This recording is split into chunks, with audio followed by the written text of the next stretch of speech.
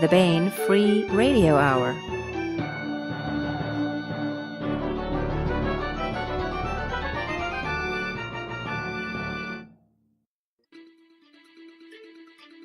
Today on the podcast, a war with a profoundly alien species, a shape-shifting private investigator, and a CIA agent you won't soon remember? Plus, Sarah A. Hoyt talks the latest installment in the award-winning Darkship series, and we begin our serialization of Sharon Lee and Steve Miller's Liaden Universe novel, Alliance of Equals. All that right now.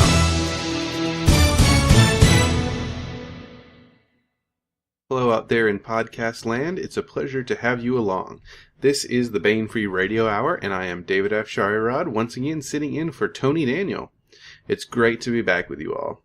In the news this week, we'll take a look at the mass market paperback books for the month of May. First up, we have Imperative, which asks the question, what happens when assimilation fails? The war with the Arduans, profoundly alien invaders who originally arrived in slower-than-light ships, is over. Most of those attackers are now probationary and very productive citizens of the Rim Federation. However, many among the Arduan's warrior caste have accepted neither defeat nor the personhood of any of the other intelligent races. Their leader, the ruthless admiral of the second Arduan Exodus, is in firm control of the Zarzuela system. Along with a fifth column among the peaceable Arduans, she hopes to find allies in subsequent refugee fleets that abandoned their race's now-dead home system long ago. But as the victors, diplomats attempt to soothe tensions with these warlike neighbors, two heroes of the war, veteran Admiral Ian Trevain and young troubleshooter Ossian Weathermere, suspect they have stumbled upon a deeper Arduan plot, one which could shatter the Pan-Sentient Union and perhaps interstellar civilization itself. Imperative is written by Steve White and Charles E. Gannon and is the seventh book in the Starfire series. Next up is David B. Coe's Shadow Blade, the third in his series called The Case Files of Justice Fearson. Justice Fearson is a weremist and a private detective. He wields potent magic, but every month on the full moon, he loses his mind. His battles with insanity have already cost him his job as a cop. He can't afford to let them interfere with his latest case. Phoenix, Arizona has become ground zero in a magical war, and an army of were-creatures, blood sorcerers, and necromancers has made Jay its #1 target. When he is hired to track down a woman who has gone missing with her 2 young children, he has a hunch that the Dark Ones are to blame. But he's also brought in by the police to help with the murder investigation, and all the evidence implicates this same woman. Soon he is caught up in a deadly race to find not only the young family, but also an ancient weapon that could prove decisive in the looming conflict. Can he keep himself alive long enough to reach the woman and her kids before his enemies do? And can he claim the weapon before the people he loves and the world he knows are lost in a storm of flame, blood, and darkest sorcery? And last but not least, we have Eric James Stone's thrilling debut novel, Unforgettable. In the near future, a fluke of quantum mechanics renders Nat Morgan utterly forgettable. No one can remember he exists for more than a minute after he's gone. It's a useful ability for his career as a CIA agent, even if he has to keep reminding his boss that he exists. Nat's attempt to steal a quantum chip prototype is thwarted when a former FSB agent, Yelena Semyonova, attempts to steal the same technology for the Russian mob. Along with a brilliant Iranian physicist who wants to defect, Nat and Yelena must work together to stop a ruthless billionaire from finishing a quantum supercomputer that will literally control the fate of the world. And those are your mass market paper books for the month of May from Baen Books.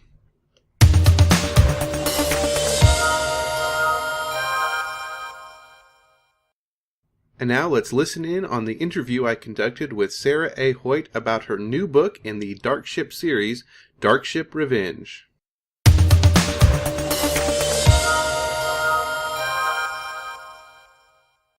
All right, we are here with Sarah A. Hoyt. She is the author of a dozen novels, such as the Shifter Saga, which includes Draw One in the Dark, Gentleman Takes a Chance, and Noah's Boy. She's also the author of the acclaimed Shakespearean fantasy series starting with the Mythopoetic Award finalist Ill Met by Moonlight. Her short stories have appeared in magazines such as Asimov, Analog, Amazing, and Weird Tale, as well as many anthologies. We've talked to her, or I have talked to her on the podcast about those in the past. And of course, she is also the author of the award-winning Darkship science fiction adventure series, which includes Darkship Thieves, Darkship Renegades, A Few Good Men, Through Fire, and the just released Darkship Revenge, which we are here to talk about today. Sarah, thanks so much for being on the Baen Free Radio Hour. Thank you for having me on. So as I mentioned, this is an award-winning series. The first book, I believe, won the Prometheus Award. That's Darkship Thieves. And this is the fifth book in the series. But I will confess, and I hope you'll forgive me, this is the first one I have read, but I didn't have trouble following it. It does work as a standalone. But perhaps you could maybe catch us up to speed. What is the series about?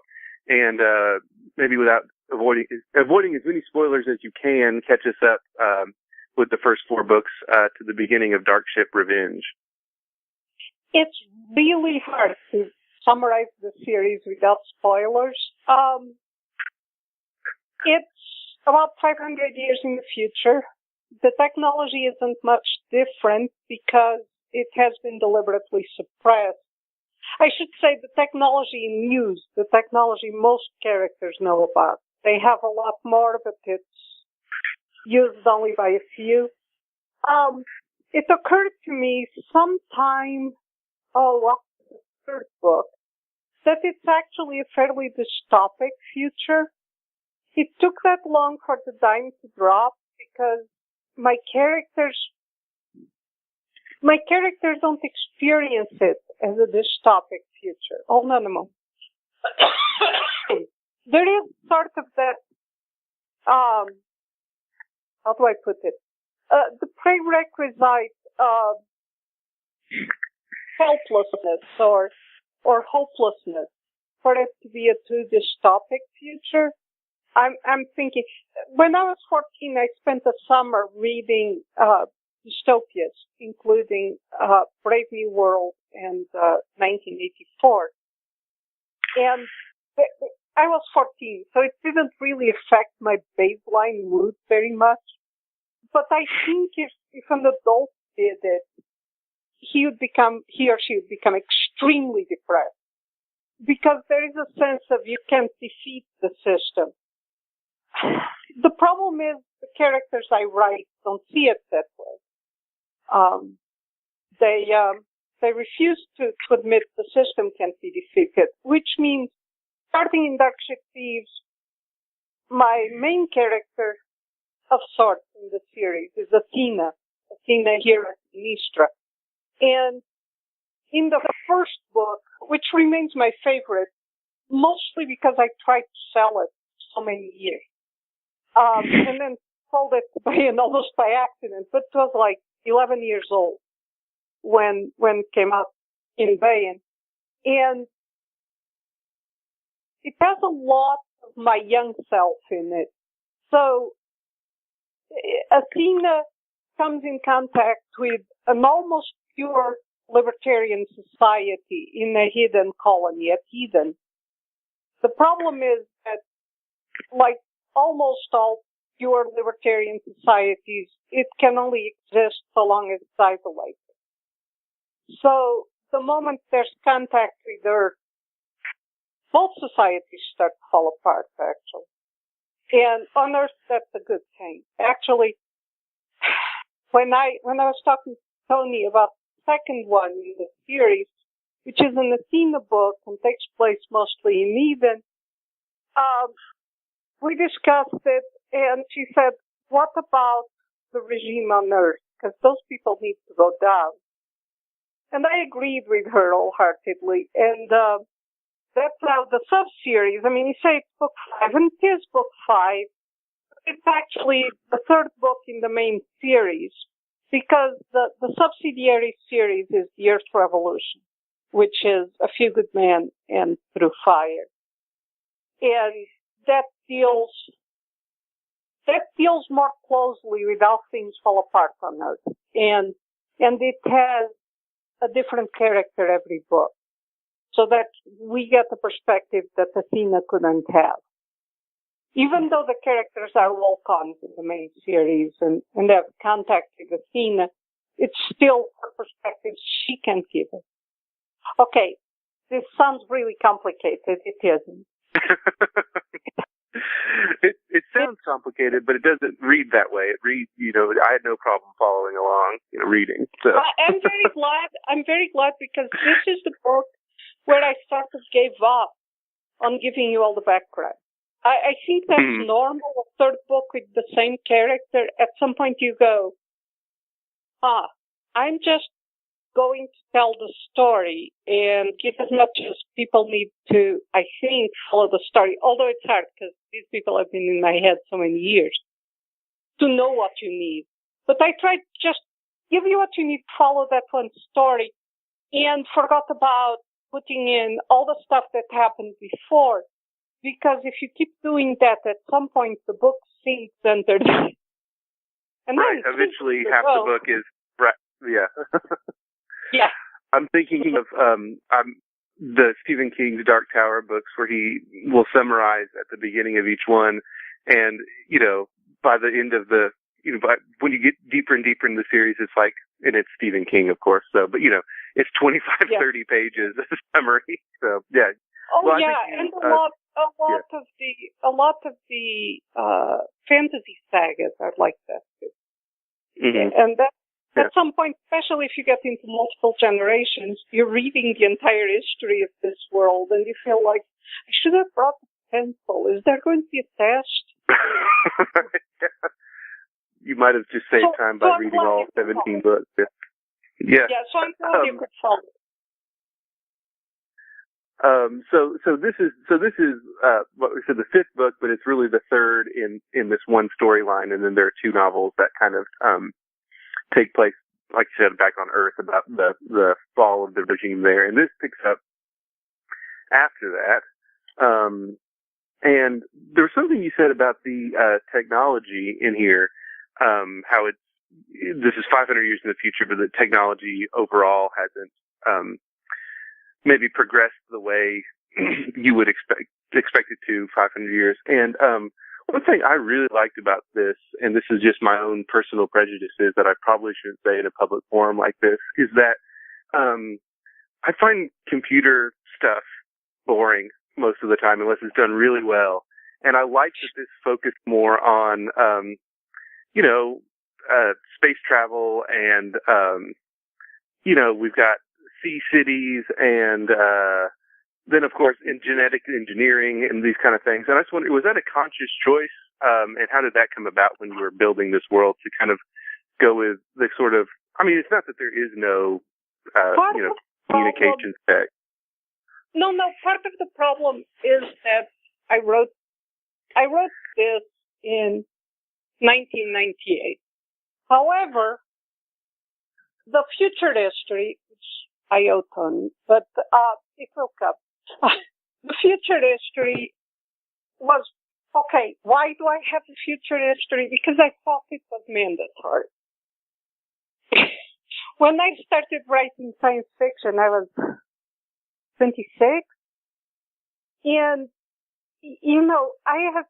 I had read a lot of science fiction, but the one that influenced me most was Heinlein. So, of course, I looked at it and went, if you want to write serious science fiction, you have to have a future history. So I have this long chart of a future history. No, it was very useful. When I had a writer's group and we had to do a short story a week, it made it very easy to come up with stories. Because you look over the chart, you look for a point of conflagration, and you set a story there. However, when I wrote it over the internet, and we're actually very bad as humans at understanding everything the technology is going to hit, even while we're living it. And when I sketched that, the internet was something we went to for like 2 minutes at a time for a bulletin board or something, because it was over the phone. We actually my husband worked for MCI, so I got to use it more often, but it was still a very limited thing. And it hadn't penetrated my consciousness to the point where I wrote a future in which this instant communications with masses of people around the world were a thing. However, by the time I revised Darkship Revenge, just before it was accepted, it was a thing. And I don't know how to put this, but I think it's very hard to have the type of totalitarian regime they have if the Internet's a thing. Because secret technology, all that stuff, it's going to come. Someone's going to leak it. It's to be on the net.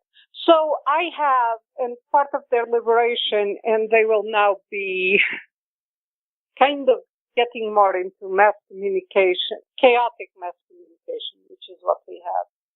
But part of what happens is the regime controls mass communication. So the Internet as we know it doesn't exist.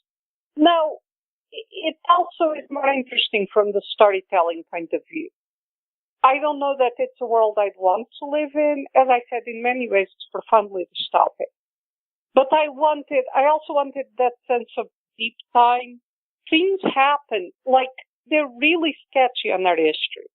They have tons of information about things that don't matter, like popular songs.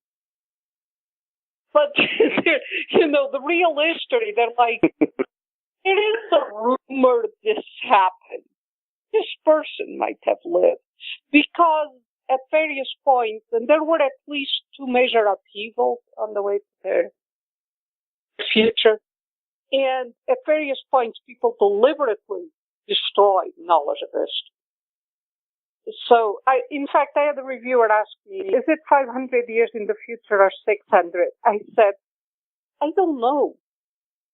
Because at some point, there were points at which the chronology wasn't exactly kept, and when they resumed, it was kept in some places in the world, not in the others, and then they sort of agreed on a common, say it's 2186. We say it's 2150. Let's split the difference.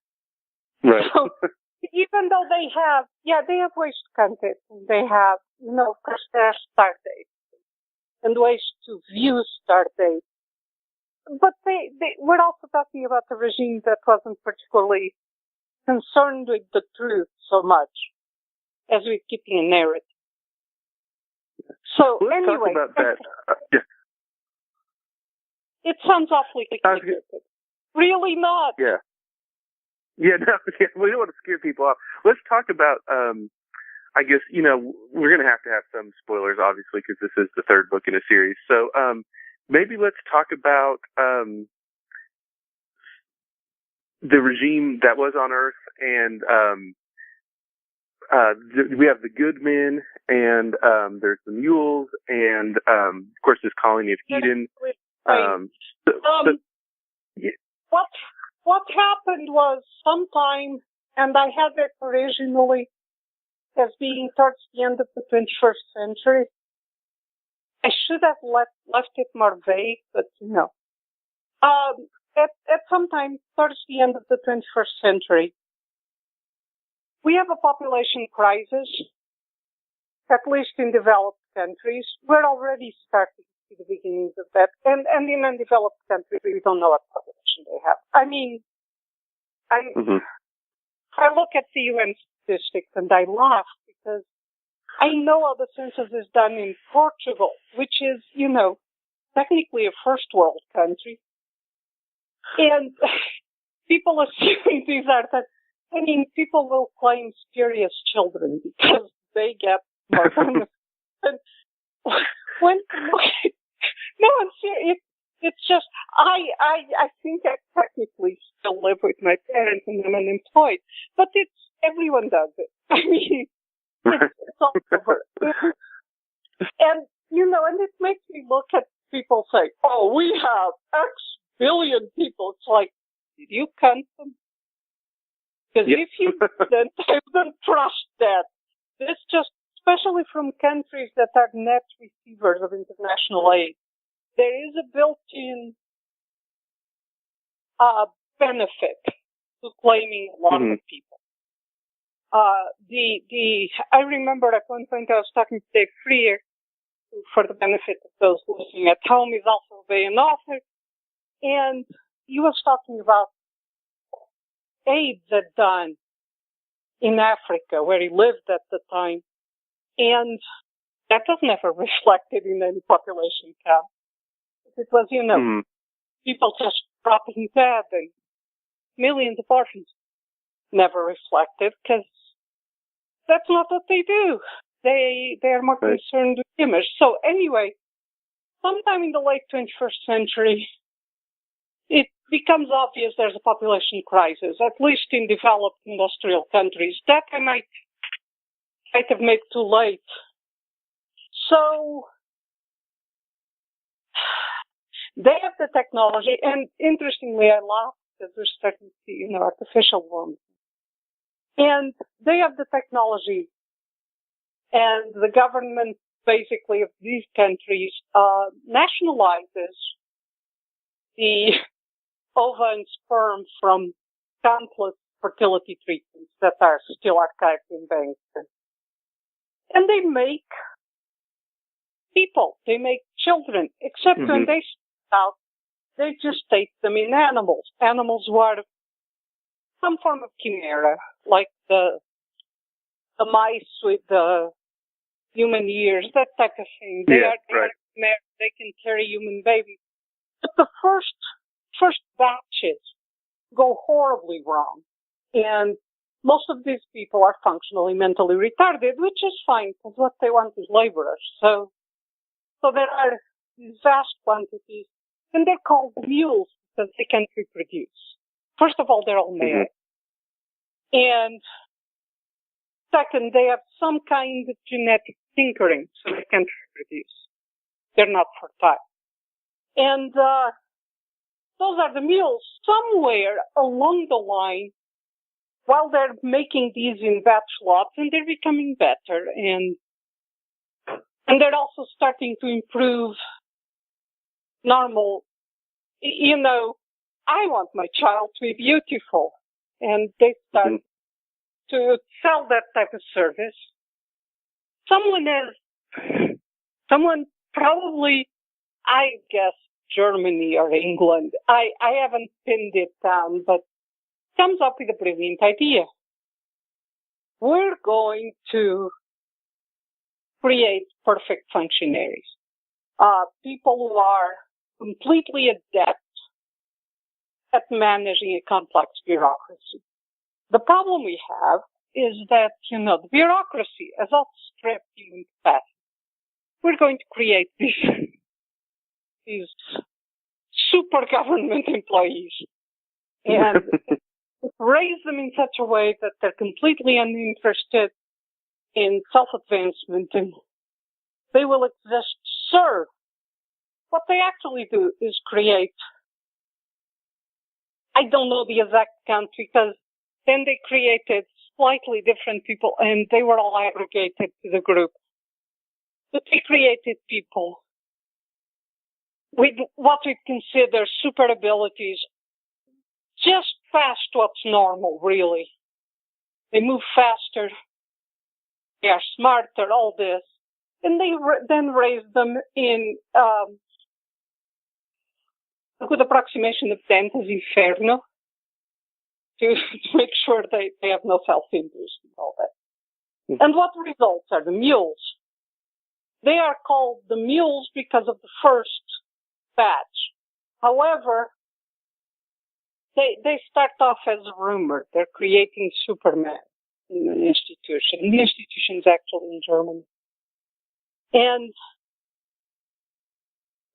from there on, they appear and disappear. And after a big world war, this is where it gets complex. I'm sorry. No, it's got people are trying to escape high-tech, high-control states. by creating CCTs. And these CCTs benefit of materials we don't have yet. They're basically very large islands, completely artificial, anchored. Most of them are anchored. In the beginning, there are a few that are smaller and mobile and mostly devoted to illegal industries, but the bigger ones are anchored, and they're just large islands. And in the beginning, at least, some are started by banks, some are started, they don't have government as we view it. Eventually, I'll have to write in that time, too. And almost of a capitalist anarchy. And in the middle of the 22nd century, there's a war with the land states. And the CCTs end up winning, but they're left fatally weakened. This is the equivalent of World War I for Europe. They're left fatally weakened, and they've lost some of their certainty about what they're doing. So, in the aftermath, most of them are infiltrated and taken over by these people, the super functionaries, who have long since taken over and, in positions of power in their countries. And they've done some truly horrible things which they want to leave behind, mostly in the sense of truly bad ecological decisions.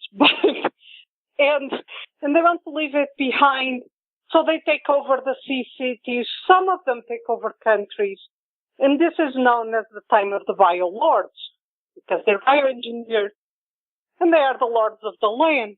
They don't like being called mules for whatever reason. They govern for close to 200 years. They are not immortal, but they are very long-lived, particularly using the biotechnologies of the time. And they govern for some 200 years, by which point they have made such a hash. They don't like people very much, and they never fully understand people. So they do some really atrocious things. I mean, they don't have the internal stops we have of those are people like me, and I can't do that to them. So by that time, there is an attempted revolution against them that ends up in the turmoils. They had been building a interstellar ship called the Sharon. And originally, what people on Earth believed, if it had happened and wasn't a myth, is that the biolords who could reach it in time had left in the Sharon and left the others to die. In Darkship Revenge, it turns out that's not exactly the truth. And, right. And they left. So people on Earth always assumed that the biolords who left, the mules that left in the Sharon, are the good guys. They're the best of their kind. Again, that is not exactly the truth.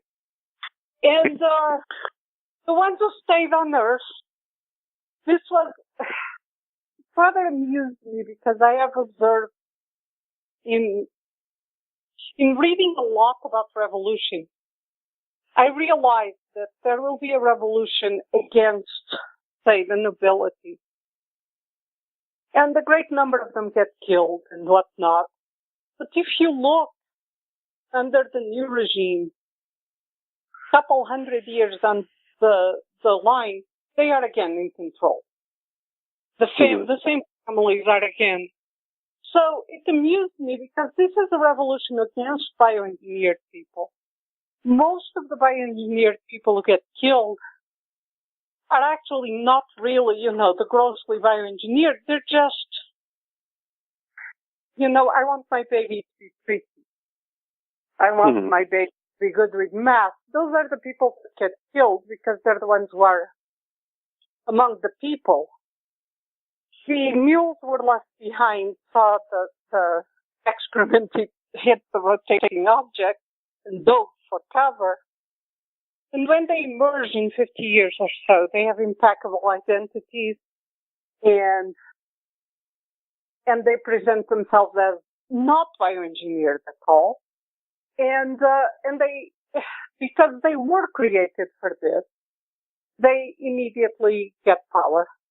And the reason they're called the good men is that, they are from the most non-bioengineered lines. And they have a problem at that point because mostly how they've been keeping themselves young or alive is by having parts run and grafted on and, extensive plastic cosmetic surgery and all that stuff. And now bioengineering is forbidden and cloning is forbidden. And also, they're supposed to be this absolutely, normal human, but they can't have children. So by that time, they figured, because initially they were also supposed to not be able to be cloned, but they figured out how to defeat that.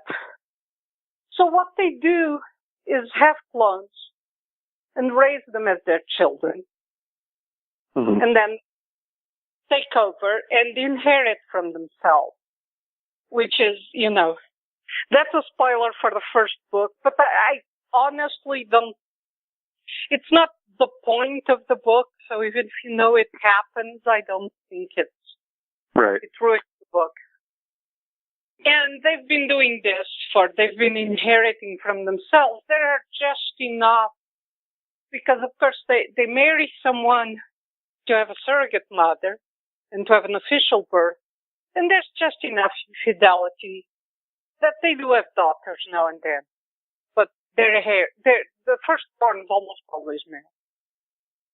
And also the society, just to avoid, there was infidelity first, is incredibly sexist in that respect. And women can only inherit if there are no male heirs. So, and they are smart, they are ruthless, and they've kept a tight control on the society they keep talking about 300 years of stability and prosperity. And that's true. It has, it has a cost, because they also have to get rid of inventors and those who would improve things, but improving is destabilizing. And, that's why they don't have colonies in space and all that. There is a cost, but they have kept relative peace and prosperity for 300 years.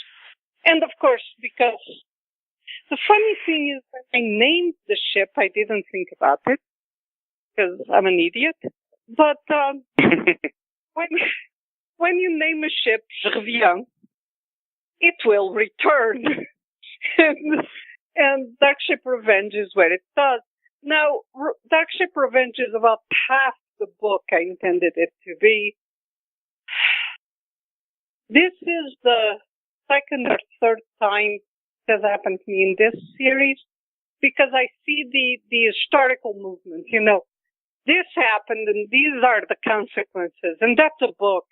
Only there's no possible way to cram all that into a book. Right. So the next one is not the next in the series, because I'd like to do one in the Earth Revolution sub-series before that. But the next one in the Athena cycle is Darkship Defiance, which is where they cope with what happened in Eden while Darkship Revenge was happening on Earth. Okay. So well, I was going to ask you if you want to, because Athena is our main character, and if you could maybe talk a little bit about her and how she fits into this and who she is. And then there's also, this is a spoiler, I guess, for the first 5 pages. She has a baby in this, and that's kind of a very big deal, not just plot-wise, but also in the world building. So maybe... yes. The good men, from the time they took power, have been trying to create a woman of their kind. They have stops that prevent them reproducing with normal human females. It might not be, but it's a long story. So their goal has been to create a female of their kind so that they could reproduce normal and have children. Athena is the first successful one. Her name is Athena Ira Sinistra because she was made from her dad's genes. So, Zeus' daughter. Mm-hmm. Ira was the mother of the gods. Sinistra is just, she comes from the left side, so to put it, not political, but, the thing you never expect. And, sure. She was raised, I have a conference on Facebook. Well, it's the same name as in Baen's part. It's Sarah's Diner because it started with the Shifter series, which takes place in the diner. And someone posted this thing, explain a science fiction book badly. And one of my fans was a wicked sense of humor and probably should be shot, but he's too far away. Posted Darkship Thieves, Daddy only wants me for my body. And it's true. I mean, Athena is raised to be a whole-body donor for her father's brain. And then her father intends to, have many daughters propagate the species. And, of course, my entire attitude is he wants to do that, but, that's me. When I was first writing the book, it was just as I thought I was starting to be considered, it's really hard to solve. And I sent it out a couple of times and then lost. In fact, most of the times I sent it out to agents, not to publishers. But it's the first or second time one of the agents sent back, this book is weakened by the fact you don't have chapters from Athena's father's point of view. And I went, oh, good heavens. If I had chapters from his point of view, I'd ended up scrub inside my brain, and they don't make instruments for that.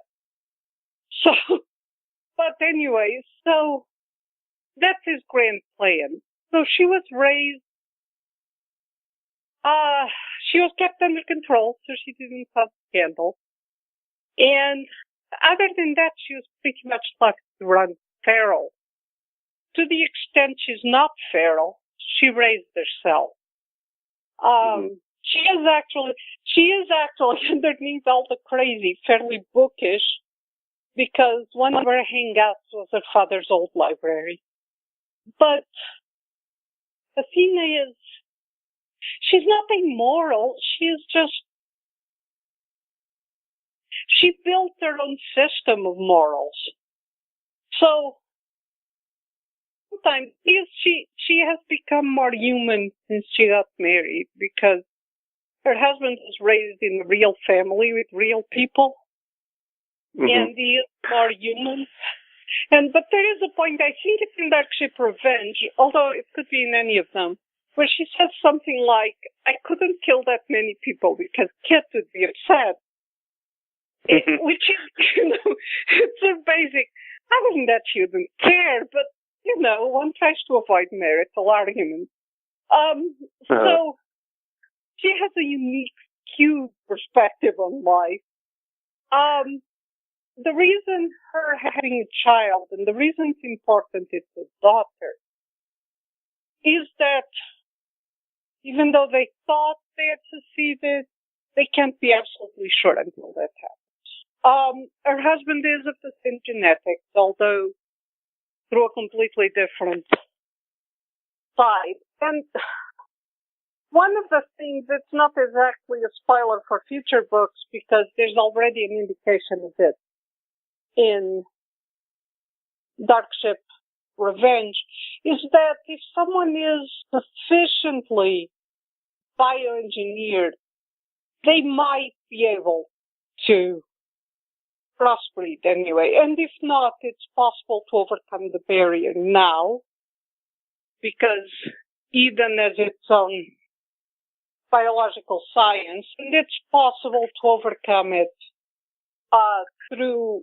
artificial bioengineering. But it's still a barrier for most of it, which is going to make, it can be got around, but it's trial and error, so more error than success. So it makes both Athena and her daughter prized properties, you could say. Because there are a couple of hundred males that they're the only females they can naturally have children with. And that sets up, it's okay, I am not writing 1984 or Brave New World. So there will be solutions. But it sets up a very ugly situation, and there will be lots of strife because of it, which makes for books. So that's okay. Yeah, exactly. But yeah, it really sounds, and I know you know because you have read at least one of them, but the other people, it really sounds a heck of a lot more complex than it is. Possibly because... Oh, right, yeah. Actually, I was going to comment on that, how there's so much history like that you've worked out and done, and but it's all so well integrated in this sort of adventure space opera. It doesn't feel like a thick, and not to knock these kind of books, but, just like a very dense saga, multi-generational saga, even though it has elements of that. It will end up. Yeah. Well, if the series continues, I talked to Tony about it, and I said eventually the only thing I see is them going out all night. Not all of them, not all of the characters, but definitely Athena and their husband and some of his family, and just taking off to start yet another colony further from Earth. But that would be, many books in the future. So it is a generational saga, but I didn't think of it that way when I was writing. Part of this is because my character's attitude is, there's a problem, let's solve it. Now, sometimes, often, it creates other problems. But it's not look at my deep history. There is history. I was just reading recently, I won't say it was S.M. Sterling, but could be someone else. One of my colleagues was talking about that, and he said, stop trying to lecture people in your books because the lecture will come through anyway if you believe something deeply. Who you are and what led you to write this book will come through, whether you mean for it to or not. It's harder to suppress, and even then it will come through. So stop trying to consciously put stuff in. It will come through, right. Don't worry about it. And it was like advice to, newbie writers. And it's true because I did not set out to make other than the future history. And as I said, I thought that was mandatory. I didn't say, and what I had in the beginning, and which is why I owe Tony an actual rational written future history, because I promised her, but it's going to take a while because what I had was very sketchy. As I said, it was a map on the wall with dates. This happened.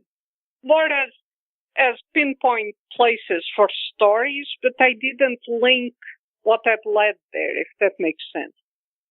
Mm-hmm. So, but it started coming through in the books because that's what, other than science fiction and mystery, that's what I read. I read history for fun. My husband used to say that the only reason I wrote was so that I could deduct my astronomic purchases at the History Book Club for Amazon. So there were years when I was starting to write that every penny I made, I might as well have made a check over to the History Book Club. And that stuff comes through. So the world building is complex and all that, but I keep it out of the way as much as I can because you don't go through life. I don't sit down and go, I'm going to write a novel. Novels have their roots in, they were frowned upon in the 18th century because they were lies. And so possibly, if we go back far enough, they had their roots in the Indo-European telling of stories. No, that's not how we think about them. I write novels. I tell lies for a living. It's not. It's there, but we don't think about it all the time. Someone at some point wrote what it would be like if we were living in the science fiction stories that narrate. It's like, I am entering a car. The first car was invented in. Right. That annoys me, so I don't do it. I just want people to get caught up in the story and go along with it. I mean, sometimes you have to put some stuff in. Sure. Right now, and part of the reason to go ahead and write down the future history is that right now I'm fielding questions from the fans who go, but Athena said, and so, but Athena doesn't know. For one, because she's spectacularly well-educated, so she really doesn't know. But when she says, this happened 300 years ago, it could be 300, it could be 500. It's, my older kid, who is 25, and actually fairly well-educated, if he doesn't stop to think, confuses the Regency with Elizabethan England. Because it's not his area of expertise. It's not, it's not something we talk about. It's just, if I'm reading something and I'll make some comment and he says, and what was Queen Elizabeth doing? And I say, nothing. She had been dead for about 200 years. At which point he goes, oh, shoot, did I do it again? Because, if it's not our specialty or we're not thinking about it, it's very easy to just say, oh, it was about X time. So, So it's not as complex in the actual telling of the story. It just sounds ungodly complex when I try to explain it, especially in speech, because I get lost in my own sentence. Sure. So, Darkship Revenge was started being written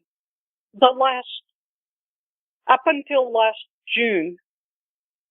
We moved 5 times or 6 times, depending on how you count, in 2 years.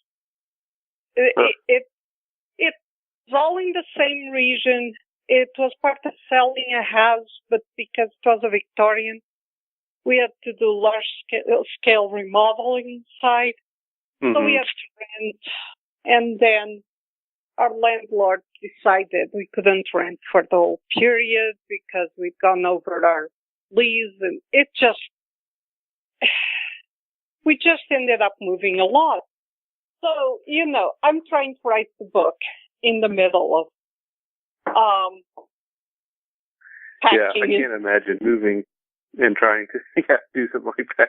So. No, my life is just now, and we moved almost a year ago, and I'm just now starting to have a normal routine again. But right. this, like from January, even with the flu and all, it's been much better. But they said, we need the cover for Darkship Revenge. So can you send us an outline? So I sent an outline. I was shaky on the outline because I was still trying to cram both movements of the event, both Earth and Liaden in it. Yeah. And I sent it in. I'm sorry, I can't remember the name of the artist, which is horrible because I like his work so much. Let's see. I've got it. Hang on, let me look. Steve Hickman. Yes, Steve Hickman. I like his work very much. And also, when my younger son was having issues, he was being bullied at school, and it was a very unhappy year for him. About 10 years ago, he spent like 5 or 6 hours at LibertyCon talking to my younger son about drawing, and because my younger son loves drawing, and he's decided to be an engineer, so he doesn't do it as much now. But at the time, it was a big thing. Steve Hickman was very kind to him, and at that time, that really made a huge difference. But I like him as an artist too. I mean, he is amazing. He creates people that really come alive to you.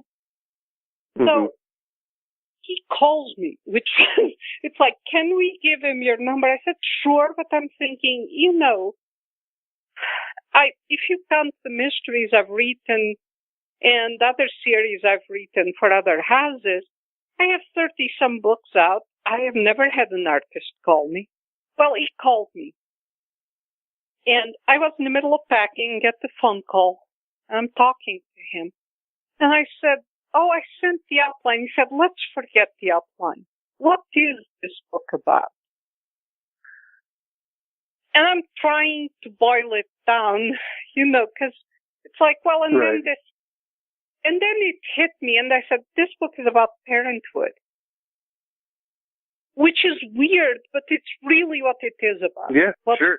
Children, how to raise children, what we owe children, how you can totally destroy a child, even without meaning to.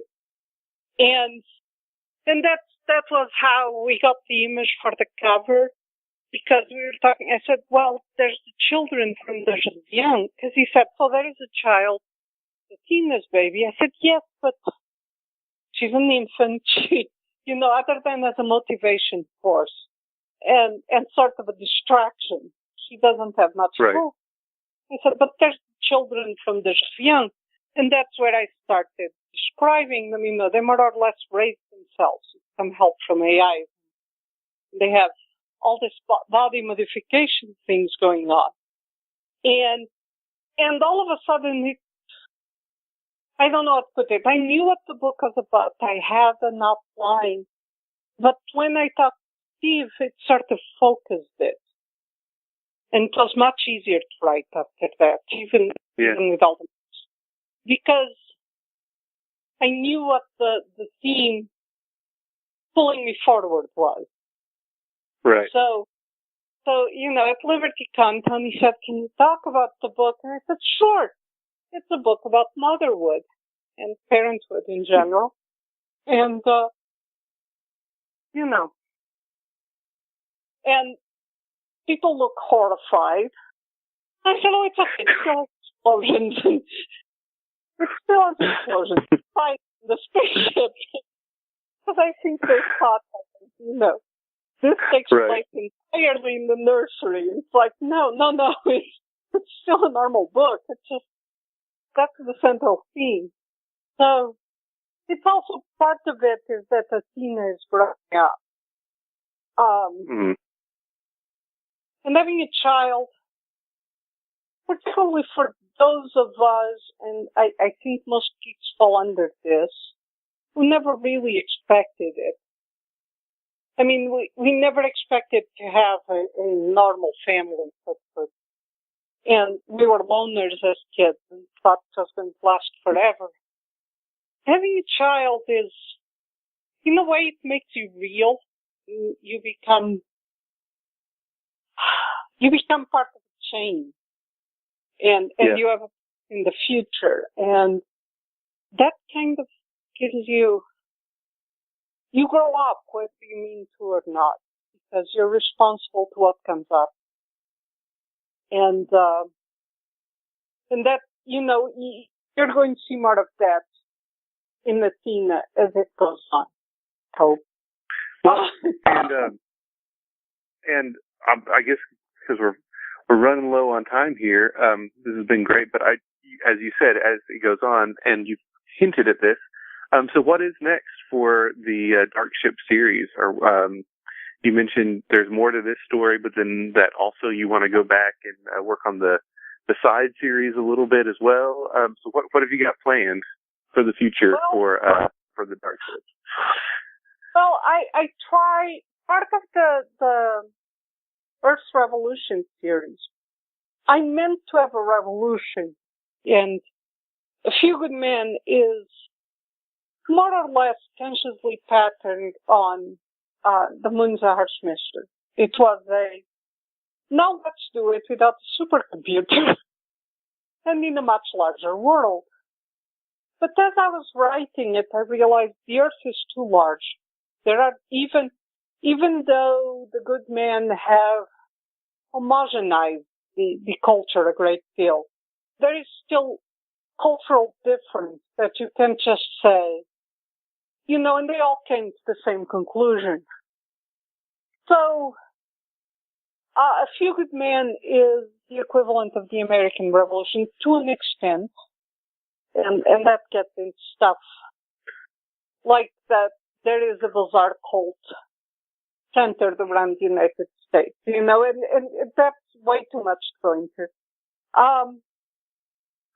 And Through Fire is the French Revolution, to a great extent, including, in the end, sort of its own Napoleon, although there is a twist there. And the next one, I won't say how it ends, but comes to yet a completely different solution. And the main character is Fuse, who has been mentally disabled for most of the series, frozen at about 6 years of age because of an accident. But who, as you know, in Darkship Revenge, is in the process of recovering. Mm-hmm. And Hacking the Storm is his book, and it's both what's happening outside and what's happening inside his head as far as the storm goes. And that would be the next book on Earth, the book of the Earth Revolution. Meanwhile, Athena and Kit, at the end of Darkship Revenge, go back to Eden, the colony it comes from. The Reviens stopped on Eden on its way to Earth. And very bad things happen. And they find themselves in a position where they don't have anyone on their side, and they have to retake the colony in order to rescue Kit's family. And that's the next one, which is Darkship Defiance. After which I presume there will be a return to Earth because they left their daughter on Earth.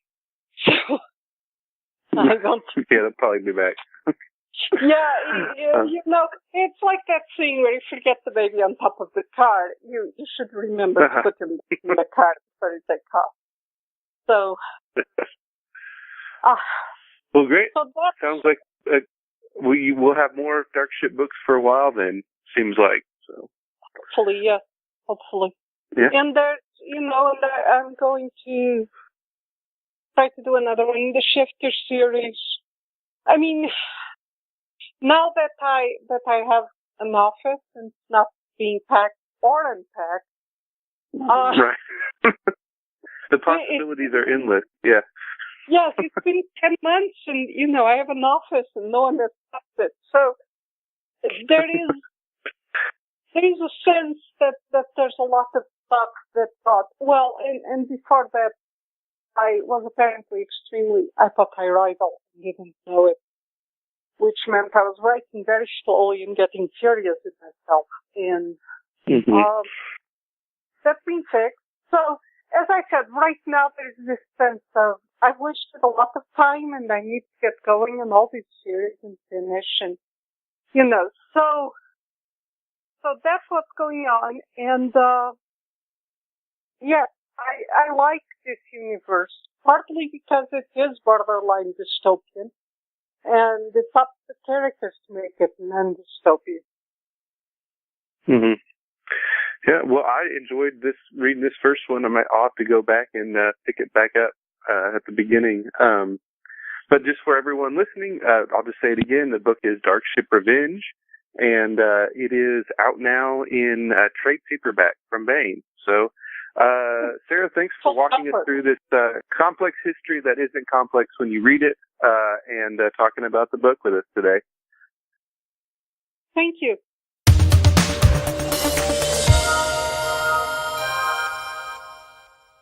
And now we begin our serialization of Alliance of Equals by Sharon Lee and Steve Miller. Beset by the angry remnants of the Department of the Interior, challenged at every turn by opportunists on their new home world of Sherbleak, and somewhat low on funds, Clan Korval desperately needs to re-establish its position as one of the top trading clans in known space. To this end, Master Trader Shan Yos Galan, aboard Korval's premier trade ship Dutiful Passage, is on a mission to establish new business associations and to build a strong primary route that links well with existing loops and secondary routes. But re-establishing trade and preserving the lives of the remaining members of the clan aren't all of Korval's problems. Matters come to a head as Dutiful Passage, accustomed to being welcomed at those ports on its call list, finds itself denied docking and blacklisted, while agents of the DOI mount armed attacks on others of Korval's traders under the eyes of port security systems. Traveling with Dutiful Passage on this unsettling journey is Paddy Yoskalan, the master trader's heir and his apprentice. Paddy is eager to make up for lost time due to Korval's unpleasantness with the Department of the Interior. She's also keeping a secret so intense that her coming of age, and perhaps her very life, is threatened by it. And now, Part 1 of Alliance of Equals. Audible Studios presents An Alliance of Equals, Liaden Universe, Ark of the Covenants, Book 2. Written by Sharon Lee and Steve Miller. Performed by Kevin T. Collins. Chapter 1. Dutiful Passage. He rushed her, a tall Terran male, overtopping and outmassing her. Paddy dropped back one step, flat-footed and centered, knees flexed, and he was on her, keeping himself tight, seeking to overturn her with his speed and flatten her under his weight. She ducked inside his reach, snatching at belt and elbow, twisting her upper body, letting him lift himself over her shoulder. Momentum. It was all his own momentum. And in the last instant, before she let him go, she straightened, adding her motion to his, throwing him with every ounce of strength she possessed before she released him, and continued the spin, completing the move and dissipating unused energy. Her late opponent hit the floor some number of his own body lengths down the room. Hit, rolled, and leapt to his feet, turned, and bowed, as vanquished to victor. "Your follow, having thrown your attacker far away?" he inquired in Terran. Paddy's bow was from student to teacher. I would have run, sir, and been many blocks distant before he regained his feet. And if he had a partner at the top of the street? I would have shot her, she said coolly, and run on. I see. Arms-Master Schneider looked around the practice room as if he were seeing something other than the padded walls and floor. Patty folded her hands and waited. Arms-Master Schneider took time with his words, and there was no speeding the man up, no matter how much one might wish it. Patty supposed it another sort of practice, and did her best to recruit herself to patience. I wonder, he said eventually, walking toward her, his posture soft and his hands unthreatening. Patty remained at center and allowed her hands to unfold into neutral positions at her sides. Her instructor did not seem to notice. He continued to walk gently forward, his eyes on her face. It's very natural, he said, resuming speech without giving voice to what it was he had wondered. To want to throw an enemy as far from yourself as possible, gaining the opportunity to run. But it seems to me, Patty, that your solution to a rush is invariably to throw. He smiled and added, even if you are able to throw impressively far. He paused, well inside Patty's defense space, and settled deliberately, hooking his thumbs in his belt. We're fortunate to have such ample practice space, but I wonder what you would do if you were on port and had to counter an attack in, let's say, a small space, an alley, a vestibule, even a fresher. What, for instance, if the person standing peaceably next to you suddenly lunged? He did so, far too close for mercy. There was only one imperative here: survive to protect her pilot and her passengers, a little boy with 2 infants in his charge. She knew the answer. She had drilled the answer until it was reflex. Ducking, she stepped into his lunge, raised a hand, and snapped into a short, savage jump. The extended palm should have caught him under the chin, but Arms-Master Schneider was far too canny for that. He arched into a backflip, using the space he had only just been scolding her for utilizing. Patty landed lightly in place, shaking her arms to release the energy she had withheld. Delivered with full force, the strike to the chin would have snapped her attacker's head back and broken his neck. It was, of course, very bad form to kill one's instructor. Besides, she liked Arms-Master Schneider, and it was practice.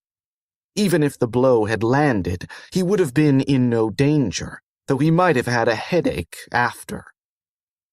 Your reasoning, he asked, from 2 body lengths away. Patty bowed.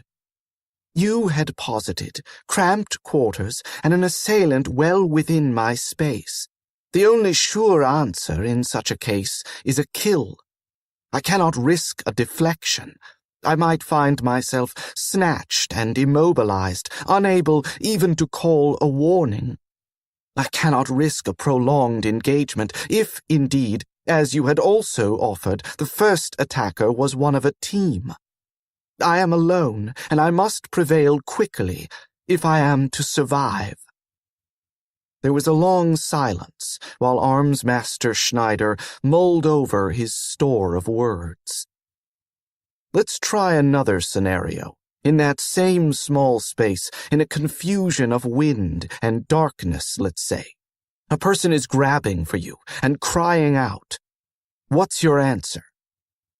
Patty frowned and paused to consider the question twice, suspecting a trick, but a second examination revealed nothing that might change her answer.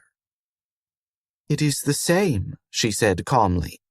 I must take definitive action. And if it's later found that the person who reached for you was asking for your assistance or warning you of danger, your answer would kill an innocent, even an ally, no differently than a villain. But this is play acting, Paddy thought irritably. The only intent I can be certain of is my own, she said, which was straight from the training tapes they had learned on the rock. Others depend upon me. I cannot risk myself. What do you risk by dancing an avoid before the kill? Time, she said promptly. Tempo. Opportunity. Armsmaster Schneider pressed his lips together, which he did when he was considering something especially difficult. We have a few minutes left, he said eventually. Let's practice some of the common avoids. Particularly, we should pay attention to how much time is lost to the move and if tempo can be preserved or even created. You will take the part of the attacker. He bowed, and she did. Both centered themselves. At will, he said, and Paddy launched into action. There was no new correspondence in his mail queue. There was, for instance, no letter from the Terran Trade Commission confirming the committee's decision to upgrade Surebleak Port from local to regional. Such confirmation had been promised to him by the committee chair no later than the end of the Relumma, which was fast approaching. Additionally, there was no letter from Lomar Fasholt, which he had been expecting daily, if not hourly, since Theo had reported that his former trade partner had broken with her temple and subsequently disappeared from her homeworld. Nor, for that matter, was there a message from Theo acknowledging receipt of his pin beam and reporting that she, her ship, and her crew were en route to Surebleak and the safety of Corval's clan house. Sean glared at the empty inbox. It hardly seemed fair or fitting that a circumstance which ought to have afforded real, if fleeting, pleasure should instead generate strong feelings of frustration. He felt his fingers moving in a soothing, familiar rhythm, glanced down and saw a chipped red gaming counter, its edges showing naked wood, moving across the knuckles of his left hand. The token crossed the last knuckle, his hand turned, palm up, to catch the thing before once again setting it on its journey. He sighed. He had acquired the gaming token and the fingering exercise elsewhere and some little while ago. In fact, he had lately considered himself quit of both, having gone so many days undisturbed by either, only to find them manifesting again, and with the passage barely out of the home port. Simple sleight of hand, that was all. Completely unremarkable, save for the manner of its acquisition. 3 times, while he watched, the token walked across his knuckles. At the end of the 4th journey across the back of his hand, it did not fall into his waiting palm, but seemed instead to vanish into plain air. That would, perhaps, have been comforting if he did not know with a certainty that had nothing to do with logic, or even understanding how the trick was done, that the token was, now, in his right front trouser pocket. Blast the thing. He took a deep breath to cool his irritation and looked back to the screen. Certainly, he had other work to fill his idle hours, even if he had no mail. The touch of a key banished his unsatisfying inbox and brought the sketch of the new trade route onto the screen. It was, truth told, a malformed and unbalanced thing. Hardly worthy of a novice trader, much less a master.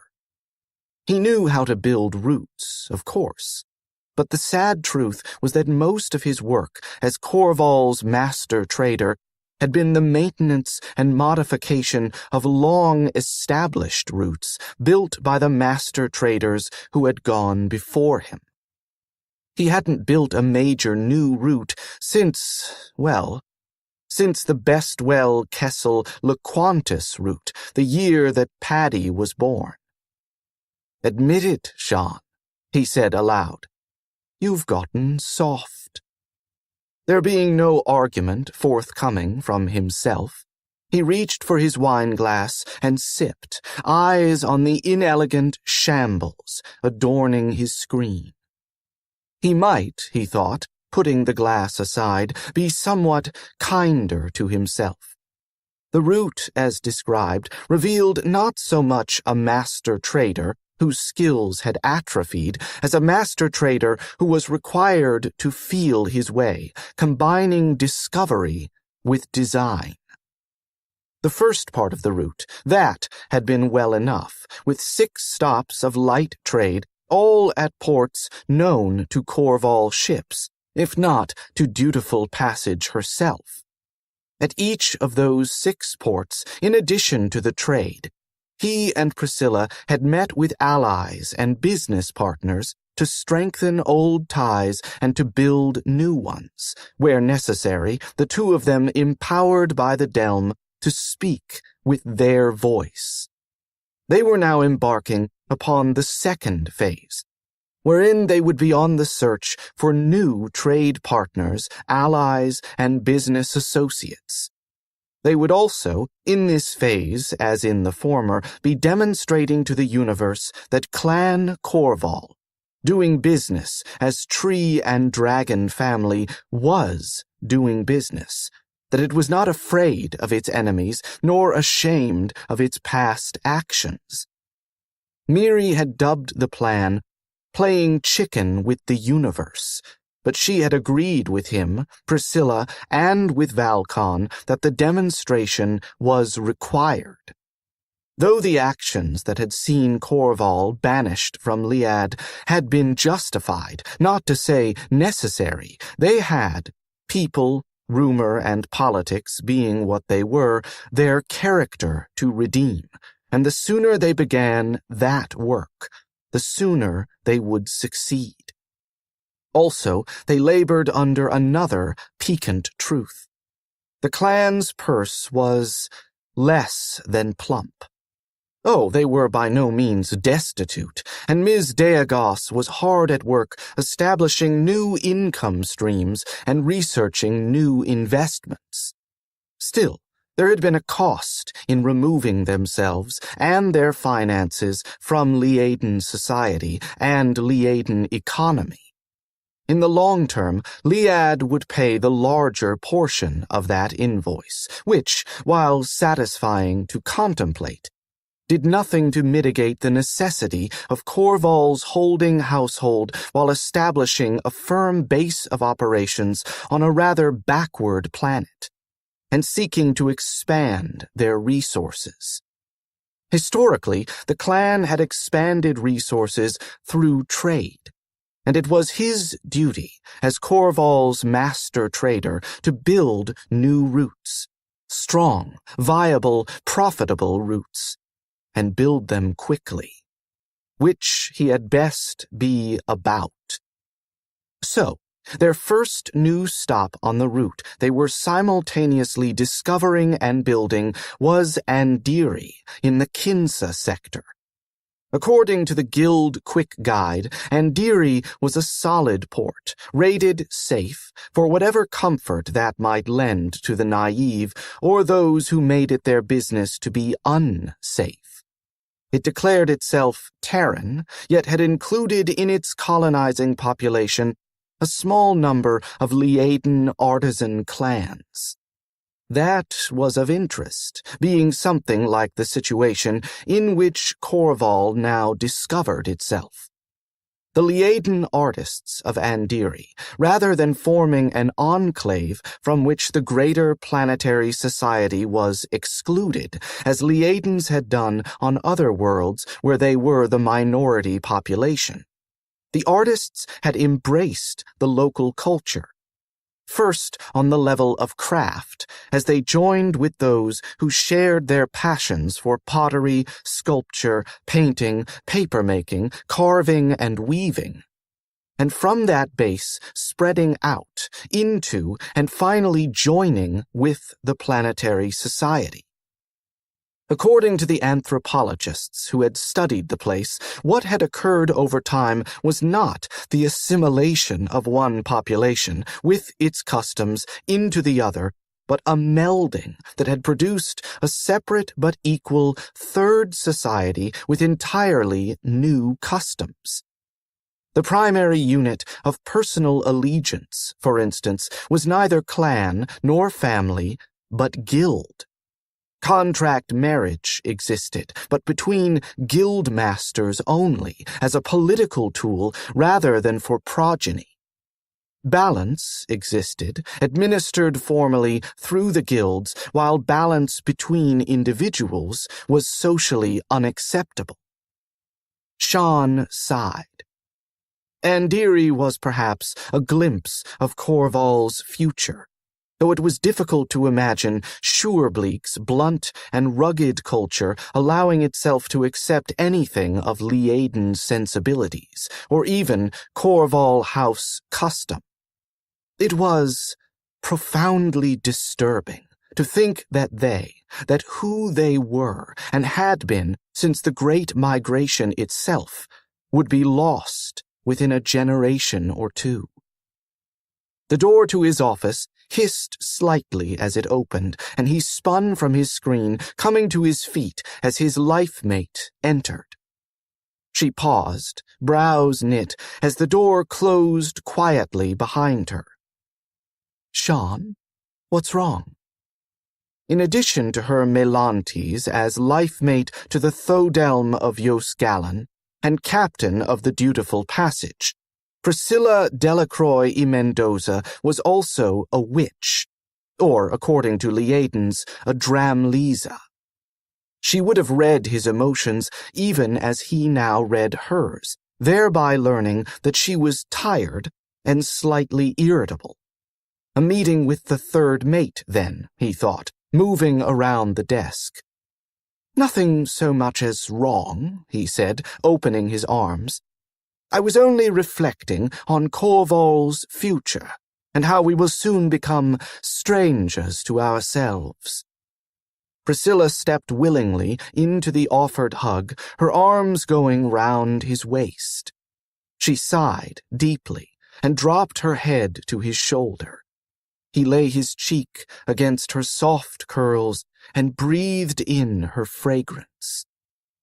"He's a bit stiff in the honor, the third mate," he murmured. Priscilla hiccuped a small laugh. "He is, isn't he?" She sighed again, and he tasted the particular tang of a relaxation exercise, even as her body softened against his. "I ordered a tray brought to us here," she said, straightening slowly out of the embrace. "I hope you'll join me." "Breakfast or supper?" he asked lightly. "Both, or neither. Or perhaps a midnight snack before I seek my bed." She smiled at him and added, "My lonely bed." He laughed. "Underhanded play, Priscilla. Nothing more than the truth." She tipped her head. "The change in Corval's estate worries you." "Not our estate, so much as our future," he said, moving toward the cabinet. "May I pour you a glass of wine?" "Please." Priscilla preferred white wine. He poured generously. Valcon was pleased to leave Liad, though not, she added thoughtfully, necessarily with the manner of it. Valcon is Yos Felium and a scout. He's obliged to find the former homeworld tiresome. He sighed and shook his head. "It may be that I refine too much.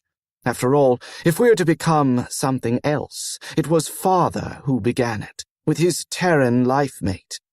Only see what came of that. Even more Terran life mates? Priscilla asked, taking the glass from his hand with a smile. 3 so far, in the following generation, he agreed, turning toward the desk to retrieve his own glass. The gods alone know what or whom Nova may embrace. If anyone, Priscilla said, and glanced toward the desk an instant before the incoming message chime sounded from the comm. Sharon stepped round the desk and tapped a key. The letter in queue was from James Abrofinda. Sharon smiled. He was fond of James Abrofinda and met him too seldom. He'd been a tree and dragon contractor for at least 20 standards and notice of buyout. Sharon blinked and sat down carefully in his chair. Immediately after Korval's action against the Department of the Interior base beneath Liad's surface, which had, regrettably, left a crater in Sol Sintra City. He had received quite a number of buyout notices, most from Liadens, as would be expected. He had, by this time, rather thought he was done with buyout notices. To receive one now, and from such a source, a Terran small trader running a long, stable route, open to trying new or slightly outrageous cargoes, quick to communicate what worked and what didn't. But wait, there was a letter, too. Sharon tapped a key and felt a light hand settle on his shoulder. I thought we'd seen the last buyout, Priscilla said. As I did.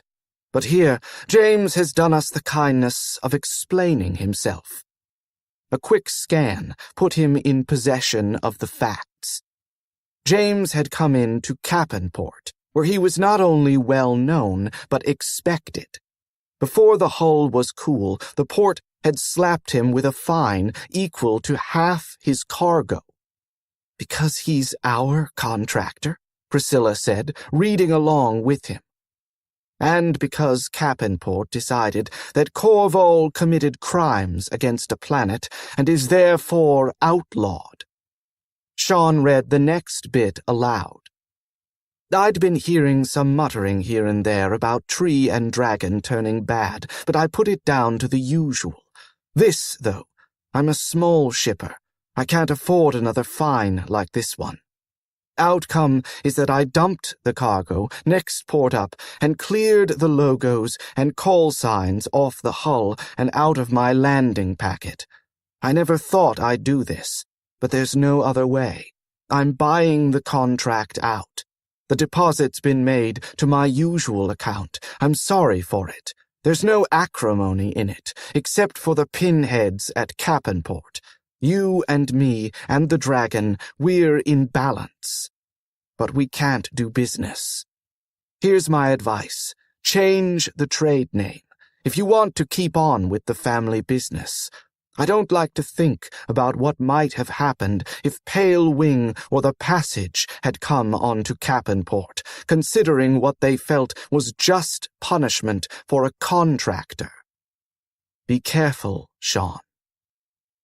He sighed and leaned his head back into Priscilla's hip. A rational man, James. Of course, change our name is just what we can't do. The Delm being adamant in their opinion that we have comported ourselves with impeccable melanti and are in no way ashamed of our actions. Korval revealed and weakened a hidden enemy of Liad and its people, Priscilla said, her fingers quietly kneading his shoulders. Not only have we done nothing wrong, Korval is a hero. Not to hear the Council of Clans tell it, and various news sources, but I agree. Korval's honor is unscathed, and our melanti in the matter of the Department of the Interior is pure. He sighed. Poor James. A 2 contra buyout on top of that fine, and he'll have dumped the cargo at salvage rates. Sharon said. "Send the money back. Tell him it's compensation for his loss, that Tree and Dragon doesn't expect its contractors to bear the expense of false accusations." Sharon laughed. "Priscilla, that's reasoned like a Liaden." "No," she said seriously. "It's reasoned like an honorable person who wants to do well by those who have done well for him." A chill froze him for a moment before he shook his head. "Yes, I am going to have to become accustomed, aren't I?" "It'll come," Priscilla said, and he felt the brush of her emotions, amusement and concern, with concern the greater part of the mixture. "I suppose it will," he said. "Paddy's generation will be the last, I think, to consider themselves Liaden. Those who follow will be bleakers." He sighed. "Who names a planet Sure Bleak?" Priscilla laughed. "It was descriptive, surely. Oh, surely, and still is. Until Mr. Brunner gets those weather satellites up and tuned, and even then I fear we'll only have graduated to half bleak." "Our house will be there," she murmured, which was perhaps an attempt to give his thoughts a more cheerful direction, in which she was partly successful. "Our house will be there if ever architect Vin Zeller will finish with the plans and send them to us. I'd hoped to break ground during the current year's summer. If we need to wait through another winter—" A chime sounded, sweet and high, the door annunciator. "Your midnight snack arrives," Sharon said to Priscilla, and raised his voice slightly. "Come." The door whisked aside, and Arms Master Schneider brought his tall and muscled self into the office. He paused and inclined slightly from the waist, his compromise between a bow and a Terran nod. "I hope I'm not inconvenient," he said. "Not in the least," Sharon assured him, considering the swirl of the man's emotions. "What may I be honored to do for you?" John came another step into the office and gave them each a solemn glance in turn. "Well, sir, ma'am, I'd like to talk to you about Paddy's defense training."